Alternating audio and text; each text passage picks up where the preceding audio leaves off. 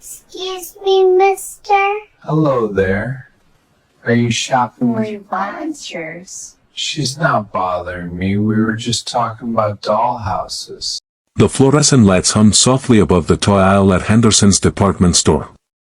It was late afternoon on a Tuesday, and the store was quiet except for the distant beep of checkout scanners and the gentle rustle of shopping bags.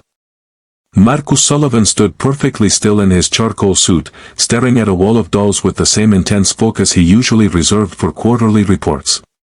His daughter Emma had circled 3 different ones in the catalog at home, and he'd forgotten which 3. The pressure of getting this right made his chest tight. He loosened his tie slightly and pulled out his phone, scrolling through photos to find the marked-up pages Emma had shown him. Nothing. They have to guess. That's when he heard the small voice. Excuse me, mister. Marcus turned. A little girl stood beside him, maybe 4 years old, with blonde curls held back by a butterfly clip. She wore a pink jacket with red mittens, even though it wasn't that cold outside. Her eyes were wide and hopeful, the kind of hopeful that made Marcus think of Emma when she still believed he could fix anything. Hello there, Marcus said, crouching down to her level. Years of talking to Emma had taught him that kids didn't like being towered over. Are you shopping with your parents? The little girl nodded toward the end of the aisle. A young woman stood there with her arms crossed, watching them. She had blonde hair pulled back in a ponytail and wore a cream-colored dress with a gray cardigan. Her expression was guarded, protective. A mother keeping watch. That's my mom, the girl said. I'm Lily. Nice to meet you, Lily. I'm Marcus. He glanced at the mother again, offering a small nod to show he meant no harm. She didn't move, but her posture softened slightly.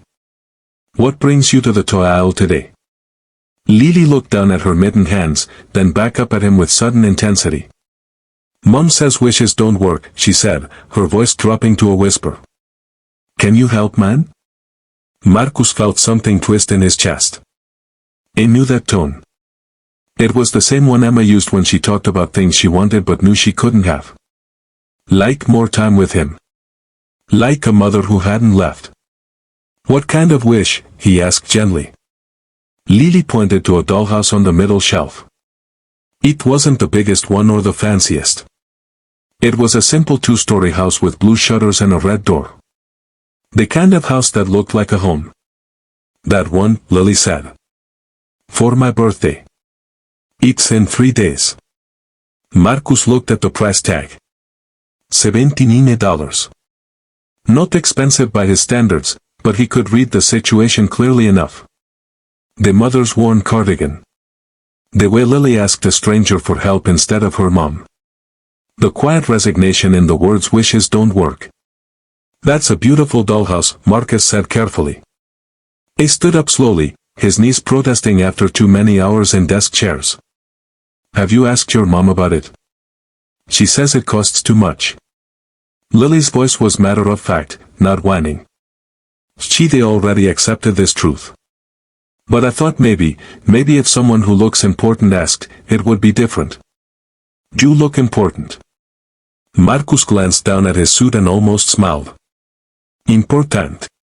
He ran a company with 400 employees, had his face on the cover of Business Monthly last year, and could approve budgets that made grown men nervous. But he couldn't make his daughter stop asking why her mother left, and he couldn't turn back time to be there for more bedtimes and school plays. Important. The word felt hollow. Lily. The mother was approaching now, her footsteps quick but not angry. I'm sorry, she said to Marcus, reaching for her daughter's hand. She shouldn't bother strangers. She's not bothering me, Marcus said quickly. We were just talking about dollhouses. The mother's expression flickered with something, embarrassment, maybe, or worry that he'd judged her. Up close, Marcus could see she was younger than he'd thought, probably in her late 20s. There were circles under her eyes and a tiredness that no amount of sleep could fix. I'm Claire, she said, her voice quiet but steady. Come on, sweetie. We need to finish shopping. But Mom. Lily. The single word carried weight, a gentle but final boundary. Marcus watched as Lily's face fell. The hope drained out of her like water from a cracked cup, and something in him couldn't bear it. He thought of Emma at that age, before the divorce, when he'd been too busy building an empire to notice he was losing his family. "Excuse me," Marcus said before he could stop himself. "Clyde? Could I speak with you for just a moment?" Claire hesitated, her hand tightening on Lily's. "I really need to go. Please." Used 30 seconds. Something in his voice must have convinced her, because she nodded. "Lily, go look at the stuffed animals right there. Stay where I can see you." Lily trudged off, dragging her feet, while Claire turned to face Marcus with her arms crossed again. Defensive. "I know what you're going to say," she said quietly. "And I appreciate the thought, but I don't need charity." "Oui, refine." "I wasn't going to offer charity," Marcus said, which was only half true. "I was going to ask if you'd let me buy the dollhouse for Lily's birthday, but not as a gift from a stranger. As payment." Clyde's eyebrows drew together. "Payment for what?" Marcus felt his way through the idea as he spoke. "I have a daughter. Emma, she's 7. I'm not very good at this. At knowing what she needs, what matters to her. I work too much. I miss things." He paused, surprised by how easily the truth came out. "Watching you with Lily, seeing how much you care, it reminded me that being there matters more than anything else. That's worth something to me.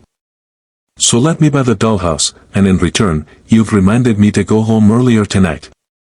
To put down my phone. To ask Emma about her day and actually listen." Clyde stared at him for a long moment. Her eyes were searching his face for something, sincerity, maybe, or proof that this wasn't some elaborate pity scheme. "You're serious," she said finally. "Completely." "Why?" Marcus looked over at Lily, who was hugging a stuffed elephant and watching them with barely contained hope. "Because someone once told me that wishes don't work either. I don't want another kid to believe that." Clyde's expression softened. She blinked quickly, and Marcus pretended not to notice the moisture in her eyes.